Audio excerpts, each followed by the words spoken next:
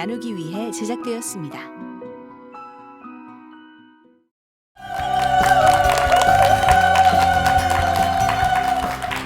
안녕하십니까. 웃음과 감동이 있는 간증의 시간 CTS 내가 매일 기쁘게 이창섭입니다. 네, 안녕하세요. 윤영미입니다. 네.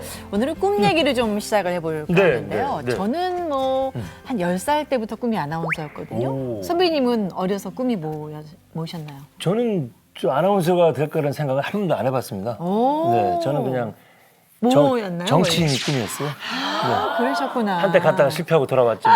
언젠가 또 이루어지실지 어떻게 알아요? 아이고 여보세요. 네, 근데- 왜 이제 꿈 네. 얘기를 하는지 네, 네, 아마 네, 아실 네. 것 같은데 이분은요. 한창 꿈꿀 나이예요. 네, 네. 근데 이미 벌써 꿈을 향해서 도전하고 맞아요. 성공하고 열정 갖고 일을 하시는 그런 분이시거든요. 굉장히 정말 하나님 보시기에도 아주 뜨거운 맞아요. 그런 청년이 아닐까 맞습니다. 싶은 맞습니다. 생각이 듭니다. 네. 저희가 준비한 영상이 있거든요. 먼저 보도록 하겠습니다. 누구보다 도전적이고 열정적인 약초를 파는 청년 CEO 이종환 대표. 제가 고등학교 때 정말 가장 친했던 친구가 한 명 있습니다. 그 친구가 대장암 3기 말기라는 아이고. 판정을 젊은 친구가. 받았더라고요. 그래서 계속 기도하면서 사람 인생은 하나님 앞에는 아무것도 아니라는 거를 저는 하나님께 느꼈어요. 달려있죠. 사람의 인생은 하나님께 달려있음을 깨닫고 하나님의 목적을 위해 살기로 결심한 그 당시에 그래서 쓰리잡을 제가 거의 한 6, 7개월을 했어요. 근데 내가 이렇게 계속 10년을 일하면 과연 누군가를 도와줄 수 있는 능력은 되지 않겠구나라는 생각이 들더라고요. 창업을 하게 됩니다. 불우한 사람들을 돕기 위해 사업을 시작하게 된 이종환 대표의 이야기. 지금 바로 시작합니다.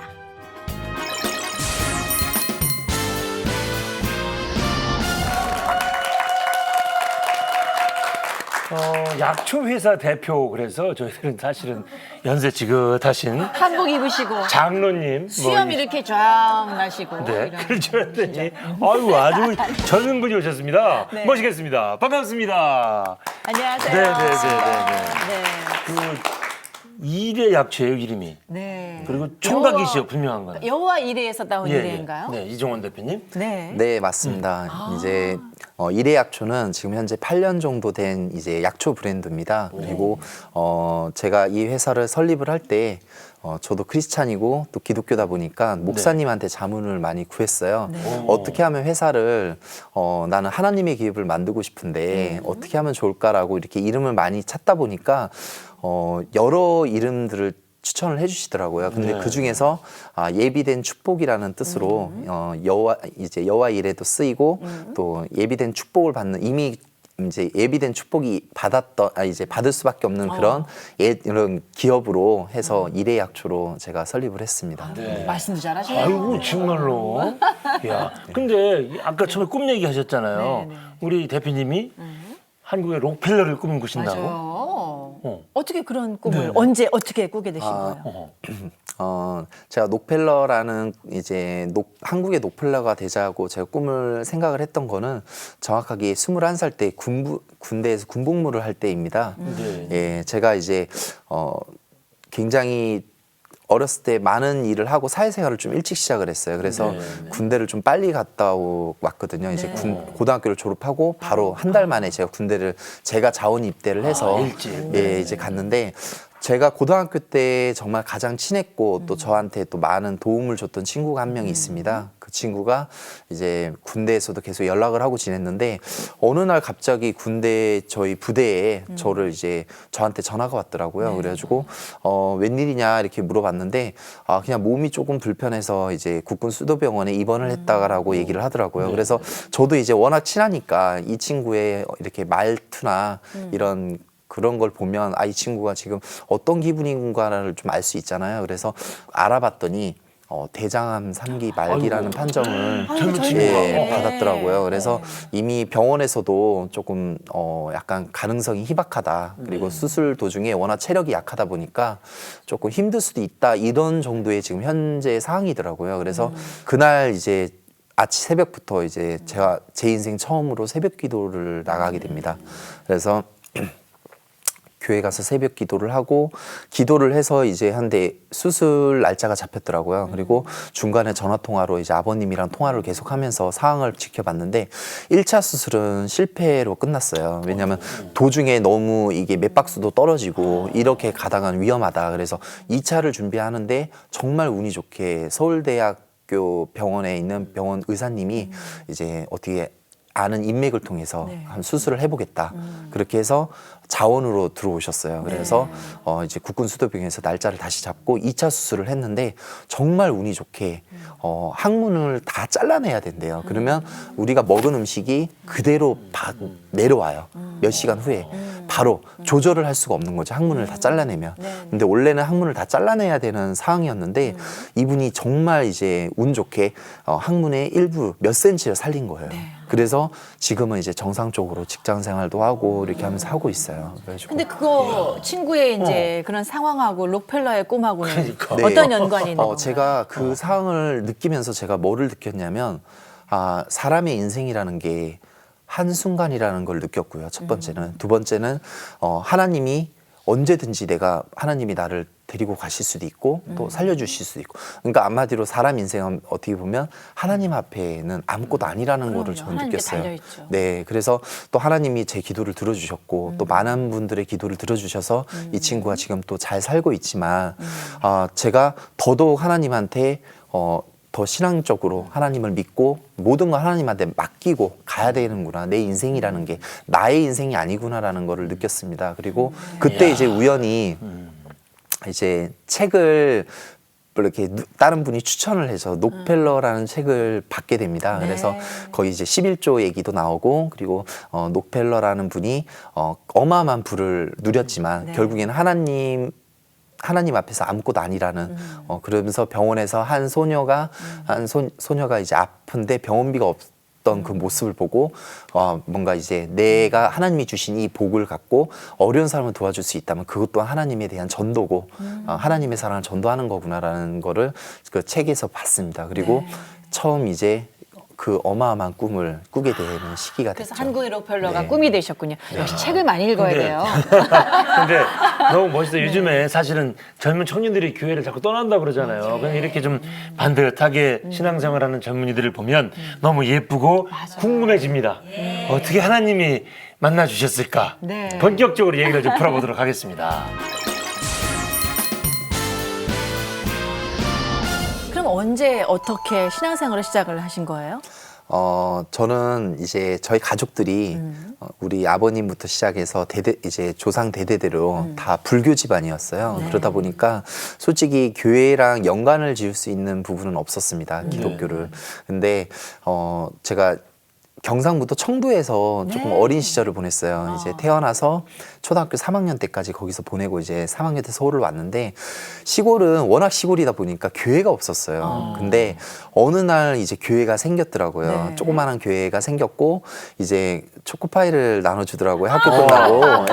네, 근데 그 나이 초등학교 이제 2학년 때 유혹적이죠, 초코파이. 초코파이가 유혹주제. 그 정이라 써 있는 말과 그리고 굉장히 또 맛있잖아요. 그러다 보니까 이제 교회에 나오면 더 많은 이제 초코파이와 또 이런 거 하면서 이렇게 하나님도 하면서 기도도 하고 막 이런 얘기를 하시더라고요. 근데 그 당시에는 제가 기도도 잘 모르고 또 하나님도 잘 모르고 그리고 초코파이 하나 보고 이제 가게 됐습니다.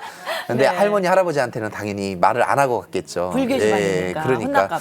그러다 보니까 워낙 시골이다 보니까 이제 친구를 만나고는 싶은데 그런 친구를 만날 장소는 없고 근데 또 거기 가니까 친구가 있고 그래서 이제 시작을 하게 된 것 근데 같아요. 초코파이가 위대한 게 이렇게 초등학생을 교회로 불러들이기도 하고 군대에서도 왜 초코파이가 굉장히 또 귀하고 요즘은 그거 먹는 피자빵. 게 또 요즘은 또 그렇잖아요. 피자빵 근데 나옵니다. 북한도 지금 초코파이로 무너지고 있잖아요. 초코파이가 뭐 어마어마하게 인기여서 뭐 장마당에서 팔리고 참 그런 식품 하나도 큰 일을 하는데 지금 어쨌든 이런 약초로 또 아주 큰 일을 지금 진행을 하고 계시잖아요. 그죠? 근데 이제 인격적으로 하나님을 만난 건 언제였는지 초코파이 말고 네. 얘기 제가 좀 이제 해주세요. 인격적으로 하나님을 조금 더 진실되게 또 마음을 담아서 만난 거는 아까 초반에도 얘기를 했지만 그 친구가 아픈 뒤부터였어요. 이제 저의 기도 제목을 들어주셨고 그리고 저에게 새로운 꿈을 어떻게 보면 주님이 주신 거라고 저는 생각을 합니다. 네. 제가 찾은 게 아니고 주님이 주신 거고 초등학교 때 초코파이로 저를 유혹을 해서 교회를 갔지만 네. 그것 또한 하나님이 예비하신 거라고 저는 믿고 있어요. 하나하나 저를 하나하나 한 단계 한 단계 천천히 이렇게 저를 인도하신 거라고 믿고 저에게 새로운 꿈을 주시니까 그래서 더 설레더라고요. 그럴 때부터 제가 이제 성경책을 보게 되더라고요. 그러면서 목사님이 시편과 잠언을 많이 읽으면 지혜가 생긴다라는 얘기를 많이 들었었거든요. 그래서 제가 이거를 읽기 시작한 거는 솔직히 지혜를 얻고 싶어서 읽기 시작을 했고요. 그리고 그 뒤로부터는 자연스럽게 이제 성경책도 보게 되고 또 찬송가도 듣게 되고 그러면서 또 기도 시간이 점점 늘어나더라고요. 그러면서 가족을 위해서 기도하고 다른 누군가를 위해서 중보 기도를 하게 되더라고요. 그렇게 되면서 이제 신앙심이 점점 두꺼워지더라고요. 근데 사실은 저는 성경 공부를 제대로 받은 적은 한 번도 없어요. 그리고 항상 교회를 가면 이 청년부나 뭐 고등부나 이런 데 소속이 돼서 같이 공부하고 그러는데 그런 걸 제가 못했어요. 왜 그러냐면 워낙 또 주말에도 제가 아르바이트를 하고 항상 일을 하면서 교회를 다녔거든요. 그러다 보니까 예배만 드리고 헌금만 드리고 이렇게 오는 정도. 그러다 보니까 이제 집에서 진지하게 기도하는 시간과 그리고 제가 나 혼자 스스로 기도하는 시간이 이제 많아지는 시간이 많아지더라고요. 예. 그러니까 지금 얘기를 들어보면 고등학교 졸업하고 그냥 바로 군대 가고 네. 나와서 일찍 그러니까 세상에 뛰어든 거잖아요. 네네. 뭐 남들처럼 뭐 대학교 가서 뭐 미팅하고 좀 놀러도 다녀보고 한 건 없이 그냥 좀 남과 좀 다른 평범하지 않은 청년 시절을 보냈던 것 같은데. 네네. 그죠? 지금 그러면 죄송한 연세가 어떻게 아, 되셨나요? 지금 나이 네, 네, 네, 맞아요. 네. 나이 어떻게 되셨어요? 지금 이제 32살 됐습니다. 아 제가 왜 연세란 말이 나오냐면 너무 대표님이니까. 의젓하고 듬직하고 그러니까. 그래서요. 벌써 내공이 딱 보이잖아요. 예. 세상 말로. 아니 30 초반이면은 이렇게 그냥 뭐랄까 이렇게 아이 같은 인상도 좀 남아 있을 수 있고 그런데 아, 오빠 같아요. 근데 그 귀한 친구는 참 어떻게 됐어요? 아, 이 친구는 이제 건강해요? 예, 지금 건강하고 또 얘가 하나님이 주신 생명을 잘 감사하게 생각하면서 또 열심히 살고 있어요. 그리고 신앙생활도 같이 하시고. 예, 신앙생활도 이제 같은 교회는 나가는 건 아니지만 뭐 서로를 위해서 기도를 많이 하고 야, 있죠. 대단한 친구가 된 거예요. 그러니까. 네. 그러니까 그렇게 해서 이제 그 세상에 나와서 사업을 어떻게 해서 시작된 거예요, 그럼요? 예, 제가 이제 뭐 처음부터 사업을 하고 싶다는 생각을 가진 건 아닙니다. 제가 이제 고등학교 때 조리과를 나왔습니다. 그래서 조리과를 나와가지고 이제 요리를 3년 동안 열심히 학교에서 배웠어요. 근데 이제 뭔가 내 돈을 벌고 싶다는 생각이 좀 들더라고요. 아유, 역시 다르네요. 그래서 근데 좀 남달라요. 예. 그 나이에는 엄마 또 용돈 했는데 좀 돈을 벌고 특이하시. 싶다는 생각이 네. 들죠. 특이하신데. 저도 제가 좀 특이하다 생각을 해요. 사업가 체질이시네요. 사업가 체질. 저희 집이 이제 한창 조금 힘들었어요. 그때 이제 초등학교 때 제가 처음 서울 올라왔을 때도 가정 형편이 좀 힘들었고 그리고 중학교, 고등학교 때도 좀 힘들었어요. 그런데 제가 이제 힘든 거를 엄마 아빠를 통해서 말은 안 하지만 알 수가 있었거든요. 알죠. 예, 그래서 그때 이제 저희 어머니가 허락을 해주셔서 제가 이제 전단지 아르바이트를 시작을 합니다. 그래서 하루에 1시간, 그러면 점점 2시간. 그러면서 이제 아파트 단지를 도는 거를 하게 되고 참 신기하게도 그 나이 때에 왜 그런 생각을 했을까라는 생각은 했지만 정말 열심히 했어요. 그래서 매출이 사장님도 좀 올라갔나요? 매출은 저도 잘 모르겠는데 시급이 올려주시더라고요. 그리고 제가 되게 신기한 게 중학교 1학년 때 시작을 해서 3년을 전단지를 했어요. 그러니까 한 가게에서 한 건 아니고요. 기본 6개월 그리고 또 다른 가게에 또 가서 하고 했는데 저는 전단지를 제가 버리지를 않았거든요. 보통은 이제 1000장을 받으면 300장은 어디다 딱 버리고 이렇게 하는 경우도 있는데 전단지계에서는 네. 이게 서로 스카우트 하려고 그랬구나. 우리 대표님을 그죠? 믿음직한. 전단지 전문가가 되셨네. 그러니까. 그래가지고 참 그게 어떻게 보면 저한테 굉장히 밑바탕이 되다 보니까 돈 벌기가 쉽지가 않다는 거를 처음 빨리 깨달았어요. 큰 공부하셨다. 그래서 참 100원, 1000원짜리 한 장 쓰는 것도 되게 아깝더라고요. 그래서 이제 제가 버는 거에 일부는 어머니한테 드리고 제가 또 개인적으로 모아서 그렇게 해서 이제 중학교는 그렇게 해서 하고 중3 때 이제 더 이상 이제 전단지에서 배울 게 없다는 걸 느꼈어요. 그러면서 왜냐면 이제 똑같은 것만 계속 하니까 노하우가 생기고 똑같은 거 하니까 뭐 하셨어요, 이제는 뭔가 새로운 걸 해야 되겠다 하는데 정말 또 그게 인연인지 모르겠지만 갈비집 설거지로 들어갔어요. 근데 그 당시에 제가 키가 조금 컸거든요. 그래서 뭐 이런 말 하면 안 되겠지만 고등학교 1학년이라고 약간 이제 거짓말을 하고, 왜냐면 중학교는 안 써줬어요. 고1부터 써준다고 써 있더라고요. 그래서 근데 너무 배우고는 싶은 거예요. 그래서 또 주방은 어떻게 돌아갈까, 그러면 이런 것도 궁금하고, 그리고 대단하시다. 가장 큰 거는 시급이 셌어요. 예. 그래서 네, 네. 이제 기존에 전단지는 많이 했으니까 이제 가자. 그러면서 이제 갈비집 설거지를 들어왔는데 정말 많이 울었어요. 왜요? 왜냐면 전단지랑 또 틀리더라고요. 거긴 조직 생활이잖아요. 전단지는 저 혼자 붙이잖아요. 근데 조직 생활을 한 번도 안 한 상태에서 들어갔는데 정말 심술궂게 24살, 23살 형들이 많이 있었는데 네. 제가 이제 사기 그릇을 한 번도 닦아본 적이 없잖아요. 그러니까 깨셨구나. 집에서 설거지는 해봤지만 저희 어머니가 또 강하게 키우려고 설거지를 많이 시키셨는데 엄청 많은 설거지를 빠른 시간에 돌려야 되니까 그래서 하다가 많이 깨먹었어요. 그러면 뒤에서 이제 국자로 뒤통수를 탁 때리는데 아프죠. 아픈데 서러운 거예요. 너무 해가지고 근데 그걸 한 번만 때리면 되는데 제가 이제 아무 반응이 없으니까 딱 맞으면 아프다고 하면서 죄송하다 뭐 이렇게 해야 되는데 딱 맞고도 계속 설거지를 하니까 또 한 대 또 뛰고 또 뛰니까 이제 막 억울한 거예요. 그러면서 눈물도 많이 흘리고 그러면서 했는데 열심히 하니까 설거지만 시키는 게 아니라 갈비탕 끓이는 법을 가르쳐 주시고 불고기 재는 법, 그리고 냉면. 요리의 세계를 예, 그러면서 공부하셨구나. 냉면 뽑는 법. 그래서 직접 제가 냉면도 뽑아서 고객 한테 나가기도 하고 그러면서 너무 빠른 나이에 요리를 접하다 보니까 자연스럽게 요리사라는 꿈을 가지게 되더라고요. 결국에는 제가 이제 고등학교 3학년 때까지 요리를 하고 이제 군대를 일찍 갔어요. 일찍 가고 이제 그 자격증과 그리고 그런 대회를 나가서 상탄 경력이나 이런 거 그리고 인맥을 통해서 좋은 레스토랑을 이제 군대를 제대하고 취업을 합니다. 그래가지고 좋은 레스토랑에 이제 중식 레스토랑에 취업을 했는데 그 당시에 제가 또 6개월간 또 너무 열심히 해줬어요. 열심히 이제 새벽에도 출근해가지고 항상 기회는 제가 준비돼야 온다고 저는 생각을 했거든요.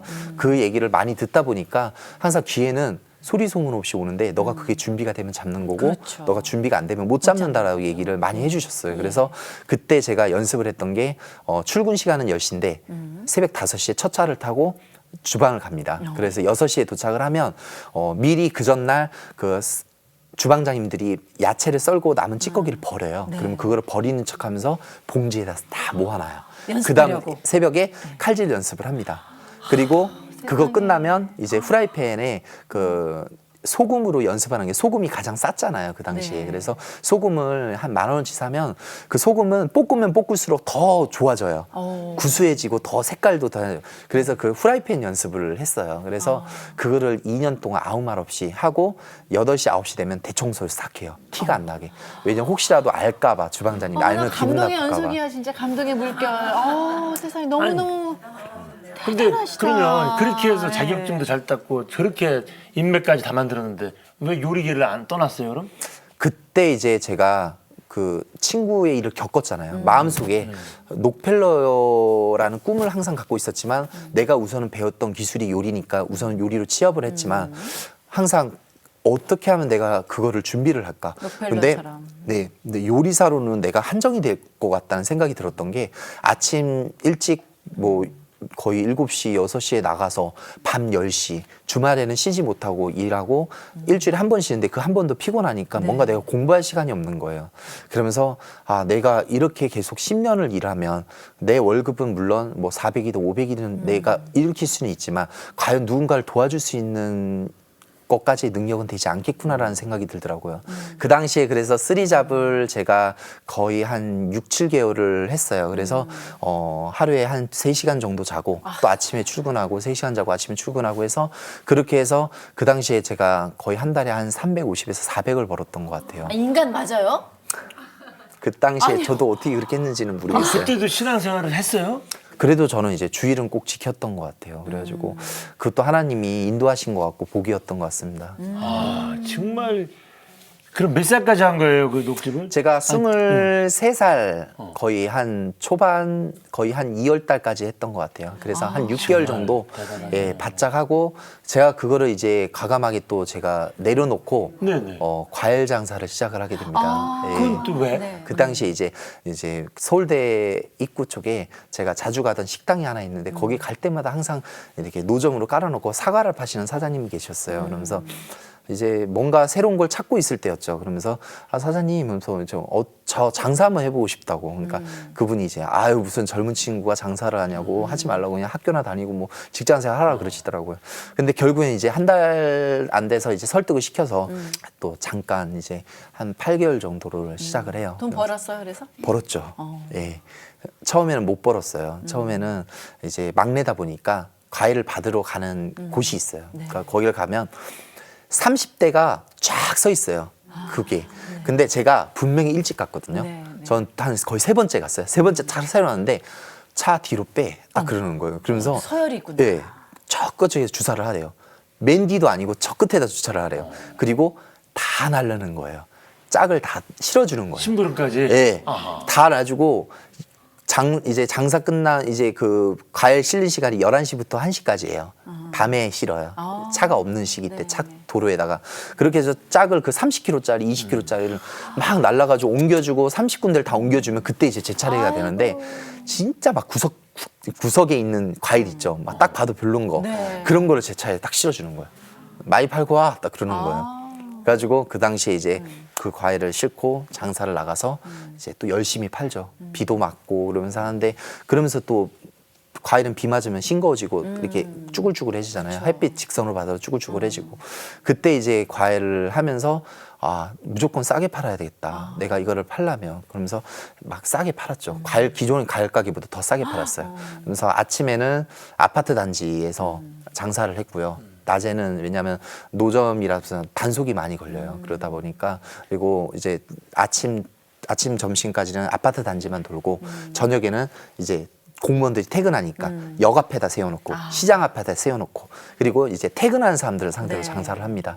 많이 돈을 벌었어요. 그래서 그 돈을 또 차후차후 저축을 해가지고 이제 언제까지 과일 장사를 할 수는 없잖아요. 네, 네. 저는 이제 록펠러가 꿈인데 근데 과일 장사는 내가 500에서 600 그 당시 어마어마한 돈이었어요. 근데 500이라는 돈을 벌 수는 있지만 비 오는 날은 장사가 당연히 안 될 거고 장마철 안 될 거고 추운 겨울에도 안 될 거고 그렇죠. 또 너무 더운 날에 또 과일이 상하니까 안 되고 그러니까 이런 걸 다 비교했을 때 영원한 게 없겠구나라는 생각이 들더라고요. 그때 이제 우연하게 마트에 이제 과일을 제가 몇 군데를 과일을 주는 데가 있었어요. 그러면서 이제 마트를 갔는데 어떤 할아버지가 이제 그 약초를 깔아놓고 판매하는 걸 보고 이게 뭘까 신기하고 그 당시에도 호기심이 많은 나이였고 그러면서 보게 됐죠. 그러면서 꼬치꼬치 물어보죠. 아 이거 어떻게 팔아요? 뭐 잘 나가요? 판매가 어때요? 그러면서 관심이 생기기 시작을 했어요. 그러면서 알아봐야 되겠다 이거를. 그러면서 인터넷에 약초도 쳐보고 하는데 너무 우리 일상이 가까이 있더라고요. 저희 어머니도 이미 둥글레차를 끓여 먹고 있고 그럼요. 보리차, 결명자, 칡차를 끓여 먹고 있더라고요. 예. 그러면서 뭔가 건강하고 관련도 되고 또 저 건강에 애착이 또 심했거든요. 친구 일도 있고 또 이렇게 건강을 위해서 이렇게 봉사하는 사람이 되고 싶다는 생각도 들었고 그때 아이템이 딱 맞아 떨어진 거예요. 좋다. 그래서 그때 제가 23살 11월 달에 창업을 하게 됩니다. 네. 잠시 후 나이가 어리다 보니까 큰 거래처, 뭐 백화점이라든지 이런 데 영업을 할 때 굉장히 무시를 많이 당했어요. 매일매일 전쟁이었어요. 내년에도 똑같다면 나는 정말 자질이 없는 사람이라고 저는 딱 내 스스로 못을 박았어요. 더 포부를 갖고 했죠. 청년 기업이기에 그에 따른 어려움도 많았던 그이지만 제 마음속에 항상 제가 갖고 있던 게 하나가 있어요. 감사함이라는 거를 저는 항상 갖고 있었거든요. 제가 여기까지 이 자리까지 오게 된 것도 하나의 하나님이 인도하신 거라고 생각을 합니다. 그래서 항상 내가 하나님한테 감사해야 된다는 걸 항상 마음속에 깊이 갖고 있었어요. 매 순간마다 도와주신 하나님께 감사하는 이정환 대표의 이야기. 지금 바로 공개합니다.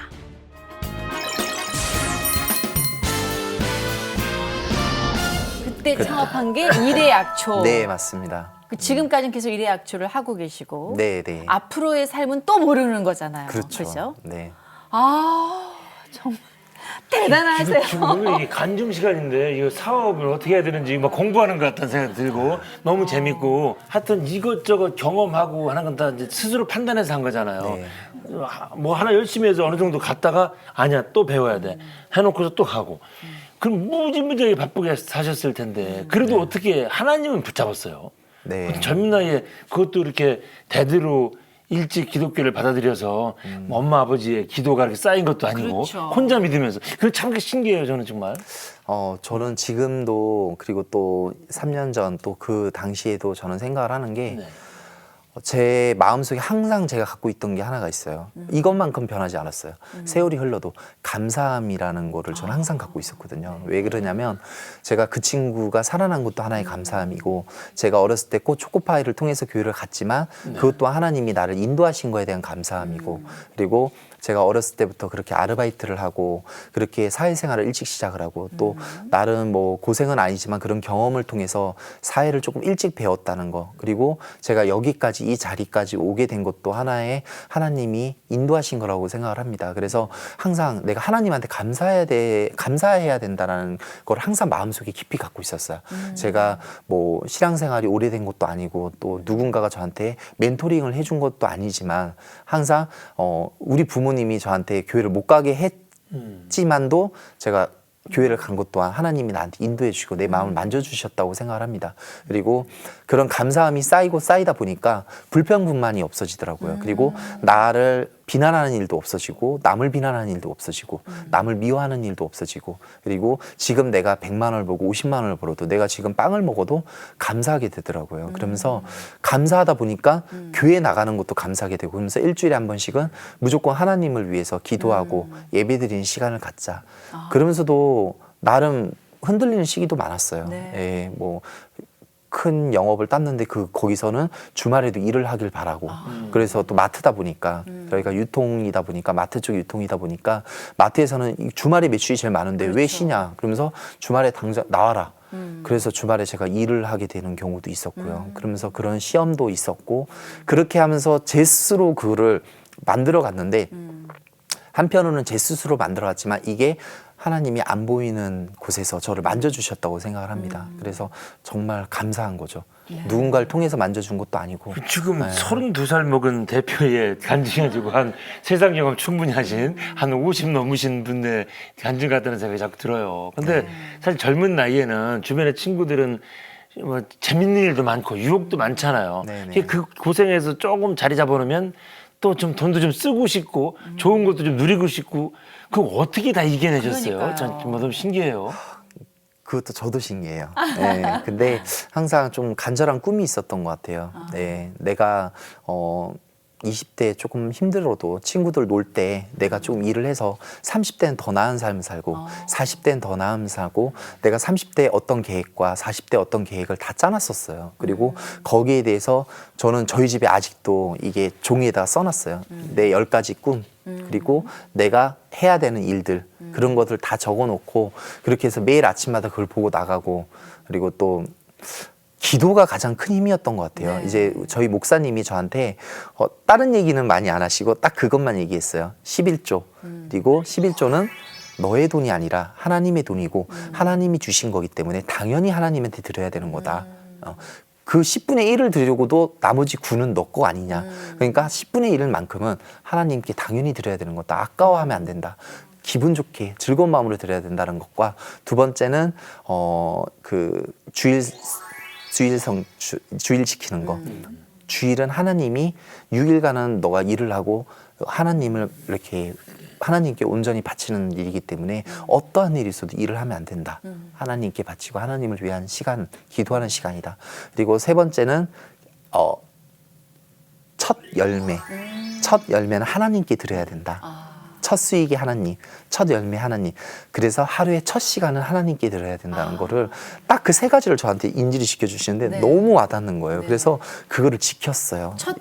시간을 어떻게 하나님께 드리시죠? 일어난 다음에 기도하는 습관. 예, 저는 그래서 아침에 일어나면 세수하기 전에 물 먹기 전에 무릎 꿇고 기도를부터 시작을 해요. 그러면서 그게 하루가 되고 한 달이 되고 1년이 되니까 그게 정말 저한테 어마어마하게 정말 이렇게 기둥 같은 역할을 해주시더라고요. 그래서 하루 오늘 시작을 하는데 또 이렇게 숨을 쉬게 해주시고 항상 감사함으로 기도를 해서 감사함으로 끝나거든요. 제 기도가. 그래서 숨 쉬게 해주시고 또 이렇게 활동하게 해주시고 오늘 또 하루를 시작하게 해주셔서 너무 감사하고 또 오늘 마무리하는 시간 동안 운전하는 시간 동안 운전 조심하고 만남의 축복 좋은 사람 만나게 해주시고 그리고 또 제 주변에 있는 사람들이 행복하고 저희 가족들이 빨리 하나님 믿을 수 있는 날이 올 수 있게 해달라고 그렇게 기도를 시작을 해요. 그러니까 마음의 심지가 좀 강해지더라고요. 아니, 또 단점이 뭐 있어요? 아니, 단점이 없는 것 같아요. 아니, 신앙도 어쩜 이렇게 오롯하게 예, 잘 성장을 하고 잘 지켜내고 생활적으로도 너무나 성실하고 아니, 어떻게 이런 사람이 다 있죠? 아니, 근데 일에 지금 약초를 8년간 이렇게 경영을 하시면서 가장 서럽고 힘들었고 뭐 이랬을 때 어떤 뭐 기억나는 일이 있나요, 혹시? 네, 많죠. 예, 우선은 뭐 매일매일 전쟁이었어요. 어떻게 보면. 그러니까 하나님한테 기도드릴 때는 당연히 편안하고 기분 좋은 마음으로 기도를 드렸지만 나이가 어리다 보니까 큰 거래처 뭐 백화점이라든지 이런 데 영업을 할 때 굉장히 무시를 많이 당했어요. 사업자 등록증을 보여줘도 뭐 몇 년 안 된 회사네, 뭐 자본금이 작네부터 시작을 해서 그리고 나이가 어리니까 뭐 이렇게 바깥에서 기다리게 한다든지 그리고 무시를 많이 그런 부분에서 무시를 많이 당했고 그리고 또 지방 같은 경우는 마트에서 행사를 잡았어요. 그래서 우리는 큰맘 먹고 주유비랑 이 기름을 투자를 해서 내려갔는데 죄송해요. 연락을 못 드렸네요. 예정이 다른 업체가 들어오기로 이미 돼버렸어요. 죄송합니다. 그때 과연 내가 더 회사가 크고 나이가 있는 그런 뭐 CEO였더라면 과연 그렇게 행동을 했을까라는 생각도 좀 들고 그런 부분에서 서러운 부분도 많았고요. 가장 서러웠던 거는 내가 모든 청년 기업이 가장 힘든 거는요 돈이거든요. 자본이에요. 결국에는 정말 끝없이 투자를 해줘야 돼요. 펀딩이죠. 한마디로 돈이 여유가 있어야 그만큼 제품도 더 만들고 그렇죠. 그만큼 돌아가죠. 직원도 더 유능한 직원도 뽑을 수 있는데 워낙 적은 금액으로 시작을 하다 보니까 제 개인적인 월급까지 투자를 하면서도 했지만 항상 돈에 부족했어요. 직원들 급여 나가고 결제하고 물건 사고 광고하고 마케팅하고 또 새로운 매장 오픈할 때마다 비용이 들어가고 그러면서 직원들 급여가 밀리면 안 된다는 게 저 철칙이지만 항상 빠듯했어요. 그래서 제가 지금까지 살면서 청약저축을 4번을 깼어요. 네. 세 번째 깨고 한 번째 깼을 때는 어떻게 위기를 넘기기 위해서 깼고 두 번째 깼을 때는 또 요번에 또 깨야 되겠다 하고 또 깨고 세 번째 깼을 때 또 깨고 근데 마지막 때는 정말 화가 나더라고요. 그러면서 왜 이거를 내가 계속 깨야 될까라는 생각이 들더라고요. 물론 직원이 늘고 제품 수가 늘는 건 생각 안 하고 막 내 자신이 하면서 이걸 언제까지 이렇게 해야 될까 하면서 제 스스로 저한테 약속하는 편지를 썼죠. 내 인생의 마지막 청약저축이 깨지는 날이다 생각을 하고 올해 이 모습이 내년에도 똑같다면 나는 정말 자질이 없는 사람이라고 저는 딱 내 스스로 못을 박았어요. 그만큼 더 열심히 뛰어서 내년엔 더 발전하고 내년에 더 발전하고 더 성장해야 된다. 그거밖에 없구나. 그래서 그때 마지막 청약저축 4번째 깼을 때 정말 이제 더 포부를 갖고 했죠. 그런 서러움들도 있었고 막 굉장히 추운 날 뭐 바깥에서 영업하면서 오들오들 떨고 막 이랬던 기억은 없으셨어요? 있죠. 예. 그때 제가 가장 기억에 남던 게 초창기 회사가 이제 설립을 하고 1년이 안 됐을 때 제가 장사를 해야 되잖아요. 약초를 좋은 약초를 갖고 와서 많은 사람들을 알려야 되는데 그 당시에 뭐 광고를 할 수 있는 돈도 있는 것도 아니고 그래서 그때 정말 힘들게 농협 하나로마트 파주에 있는 농협 하나로마트를 점장님과 협의하에 이렇게 저희가 계약을 했습니다. 그래서 그 당시 날씨가 1월 달이었고요. 영하 막 뉴스에도 한창 파주가 영하 몇 도까지 떨어져서 체감 온도가 뭐 10몇 도까지 올라갔다 마이너스 그렇게 할 때였는데 너무 추우니까 직원이 저랑 같이 일했던 직원이 안 가면 안 되냐고 서울도 추운데 파주는 얼마나 춥겠냐고 근데 가야 된다 약속을 한 거기 때문에 가야 된다 그래서 갔어요. 그래가지고 바닥에다 바깥에였어요. 또 텐트도 없었어요. 그냥 마트 딱 지붕이 쳐져 있는데 거기서 쫙 깔아놓고 시식을 하는데 뜨거운 이 차를 끓여가지고 딱 그걸 딱 떠서 조인컵에 따르는데 거기 고드름이 이렇게 딱 오는 거예요. 그 정도. 처음 얼마나 봤어요 그때. 추웠으면. 그리고 세상에. 내복을 2겹을 껴 있고요. 양말을 3겹을 껴 입었는데도 막 온 뼈가 시린 거예요. 그때 정말 너무 추우니까 그 직원도 춥고 나도 춥고 막 그러니까 그리고 사람들도 쳐다보지 않은 거야 추우니까 막 이렇게 뭔가 따뜻해야 여유 있게 쳐다보고 설명도 그렇죠. 듣고 그러는데 그래가지고 너무 추우니까 그 당시에 트럭에 과일 장사할 때 샀던 트럭 아직도 있습니다. 네. 그 트럭이 그래가지고 그 트럭에 히터를 히터를 켜놓고 한쪽에다 켜놓고 5분에 한 번씩 10분에 한 번씩 서로 교환을 하면서 녹이고 들어가고 그대로. 녹이고 그대로 그때 너무너무 추운데 그걸 아직도 잊을 수도 없지만 네. 너무너무 힘든데도 너무너무 즐거운 거예요. 왜냐하면 이 히터 하나가 있다는 것도 너무 행복하고 감사하고 그러니까 매출을 떠나서 이게 존재한다는 것 자체가 너무 행복한 거예요. 그러니까 딱 차 안에 들어오면 행복한 거예요. 따뜻하게 하고 그럼 또 직원이 빨리 나오라 그래요. 그럼 또 나가고 그런 정말 네. 저한테 소중한 추억이자 또 경험이 있었던 것 같습니다. 우리 이종원 대표의 이 그 삶과 신앙생활 얘기를 듣다 보니까 갑자기 어느 목사님이 저 설교에서 들은 이제 인용한 얘기가 좀 생각이 났습니다. 그러니까 일을 할 때는 내가 다 하는 것처럼 모든 거를 미친 듯이 일을 하고 기도할 때는 하나님이 다 해준다고 생각하고 미친 듯이 매달려서 기도하라고 그 두 가지를 그렇게 양립하라고 하시는 얘기가 딱 그러니까 이렇게 열심히 일하시는 것을 이제 세상에서도 인정을 하나 봐요. 작년에 상을 많이 받으셨다면서. 어떤 상 받으셨어요? 이제 부천 우리 신문사에서 네. 그 최고 경영 대상이라고 해서 오. 이렇게 짧은 기간 동안 계속 성장하고 그리고 거기에 대한 리더십이나 직원들로 해서 리더십과 그런 성과 그리고 매출 그리고 이렇게 성장하는 게 이렇게 보통은 경기가 어려우니까 떨어지고 많이 그러잖아요. 근데 저희 회사가 그래도 지금까지 8년간 계속 끝까지 성장을 했고 또 지금 여기까지 온 것 같습니다. 그래서 굉장히 귀한 상을 주셨고 또 그 상을 통해서 더 겸손하게 더 열심히 하라는 의미에서 주신 것 같아요. 그러니까 그런 그 상과 또 하나는 이제 제가 사회공헌 쪽으로 해서 또 대상을 자랑스러운 한국인 대상을 받았어요. 어떤 좋은 일을 하셨는데요? 저희가 저는 이제 록펠러라는 꿈을 갖고 나중에 돈 많이 벌었을 때 어려운 사람을 도운 걸로 꿈을 꿨는데 그게 언제가 될지 모르잖아요. 근데 저는 빨리 지금 뭐라도 실천을 하고 싶을 때 그리고 사람이라는 게 흔들리잖아요. 항상 완벽하지 않다 보니까 내가 그 기간 동안 나중에 성공해서 해줄래, 성공해서 도울래라고 생각을 하고 막상 성공을 했는데 마음이 바뀔 수도 있잖아요. 그럼 또 많이 번다는 기준이 없잖아요. 그렇죠. 얼마가 많이 번 거야? 네. 세계에서 제일 1등? 아니면 애매하잖아요. 네, 그래서 뭔가 내가 지금 당장 시작을 할 수 있는 게 뭐가 있을까 시작을 하면서 독거노인 지원센터에 쌀을 기부를 하게 되고요. 그리고 아는 분을 통해서 영등포에 그 독거노인들과 노숙자분들이 많이 몰려요. 영등포에. 네. 근데 그분들한테 무료로 이렇게 급식을 해주는 또 교회가 하나가 있습니다. 네, 그 네. 교회에다가 저희가 또 이렇게 차 같은 것도 기부하고 저희가 이렇게 노숙자분들이 겨울에는 춥잖아요. 얇은 옷 입고 그래서 그분들한테 몸에 좋은 쌍화차나 이런 거를 끓여가지고 직원들이랑 같이 이렇게 나눠주는 것도 일의 약초로 이제 차를 끓여서 네네네. 그렇게 그러니까 몸에 좋은 면역력이 나눠주시는군요. 좋은 그런 차를 끓여서 나눠주기도 하고 그리고 요번에는 이제 홍제동에 이제 독거노인분들한테 무료 급식 같은 거 할 때 닭곰탕을 끓였어요. 이제 저희가 한 건 아니고 또 어느 기관 단체에서 하는데 저희한테 연락이 왔더라고요. 그래가지고 좀 이렇게 도와줄 수 있냐. 그래가지고 제가 흔쾌히 도와주겠다. 그래서 약초를 이제 무료로 기부를 했습니다. 그래서 그 약초를 넣은 정말 몸에 좋은 닭곰탕을 끓였고 거기에 플러스 저희가 이제 노숙자분들한테 뭐를 주면 좋을까 우리가 할 수 있는 게 뭐가 있을까 하다가 쌍화탕이 또 겨울에 추울 때 으시으시 추울 때 먹으면 굉장히 또 하나의 그 몸에 좋은 거잖아요. 그래서 가장 좋은 원료로 가장 깨끗한 시설로 갖추신 곳에다가 우리가 의뢰해서 쌍화탕을 해서 그때 이제 거의 한 300명 분을 이제 준비를 해가지고 나눠드렸어요. 그래서 그런 행사도 하다 보니까 그게 어떻게 이제 또 뭐 광고하고 그런 건 아닌데 이렇게 알려져서 이렇게 아는 분을 통해서 이렇게 상을 주신 것 같아요. 그래서 아유, 전 돼지 감자차하고 우엉차 늘 마시거든요. 그것도 있죠? 네 있습니다. 아유, 앞으로는 일의 약초에서 제가 구입하도록 아니 하겠습니다. 우리 이종원 대표 정말 이렇게 사람이 봐도 하는 것이 참 이쁜 청년인데 하나님이 보시기도 얼마나 이뻐하시까라는 생각이 들고요. 앞으로 하나님이 더 적극 뒤에서 밀어주시지 않을까 네. 이런 생각이 듭니다. 아니, 결혼은 참 하셨어요? 아니요 아직 결혼은 안 했습니다.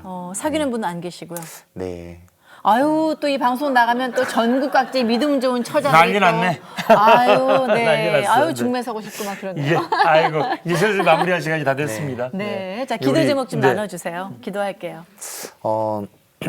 우선은 지금 이제 제 꿈은 록펠러지만 우리나라에 굉장히 많은 어려운 분들이 계세요. 그리고 또 외롭기도 하고 지금 이 시간에도 외로운 분들이 계시고 그래서 그분들을 위해서 기도를 하고 싶어요. 희망을 좀 포기하지 않고 제일 좋은 거는 하나님을 빨리 만나서 거기에 대해서 그 희망을 하나님의 사랑으로 바꾸고 그렇게 해서 꼭 좋은 이렇게 다시 새로운 삶을 사시는 분들이 많이 늘어났으면 좋겠고요.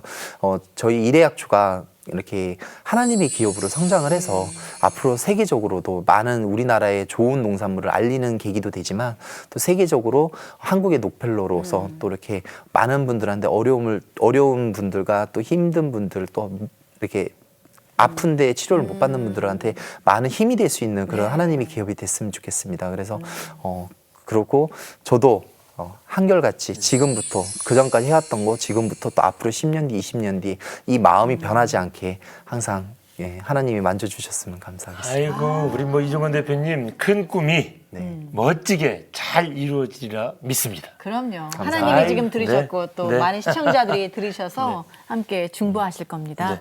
네. 오늘 귀한 시간 내주셔서 고맙습니다. 네, 감사합니다. 아, 저도 좀 어렸을 때부터 저도 록펠러 꿈 좀 한번 꿀걸. 다들 주 안에서 저렇게 꿈을 꾸면 하나님이 자꾸 후원해 주셔서 이루어지나 봐요. 네, 그러니까요. 저도 아들이 이제 19, 20살인데 네. 형 맺어주고 싶네요. 저 배우라고. 맞아요. 네, 근데 아들만 배울 게 아니라 저도 정말 50살이 넘었지만 이 젊은 청년 신앙 좋은 이 사업가 이종원 대표한테 정말 많은 걸 도전을 받고 참 많이 배운 그런 시간이었습니다. 오늘 정말 너무 멋진 청년 만나는 귀한 시간이었습니다. 자, 오늘도 끝까지 함께해 주신 여러분 대단히 고맙고요. 다음 시간에도 또 아주 은혜로운 반증과 함께 또 찾아오겠습니다. 여러분 고맙습니다.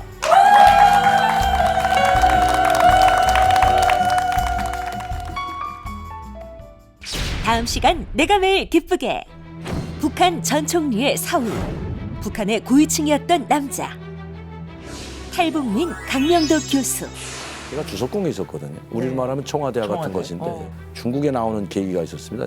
날짜를 못 맞췄죠. 그래서 제가 망명하려고 하는 기미가 보이면 죽여도 좋다 이런 명령을 내렸죠. 북한의 권력자에서 도망자 신세가 된 그를 이끌어주신 하나님 독일에까지 갔죠 제가. 막막하지 쟤는. 가다 보니까 못해 이렇게 써놨더라 한국말로 한 거죠. 거기서 이제 있으면서 제가 운의 교회를 가게 된 거예요. 하나님의 계획하심 속에 북한 영혼들을 위해 기도하는 강명도 교수의 이야기 저 여기 와서 알았지만 내가 여기 완 것도 하나님이 있었기 때문에 완 거고 걸어온 길을 쭉 보니까 이건 내 운명은 내가 주관한 게 아니었구나. 내 마음대로 된 게 아니었구나. 내가 매일 기쁘게 해서 만나실 수 있습니다. 이 방송을 보시고 영상 선교에 참여하실 분은 ARS 060-800-1111번을 눌러주세요.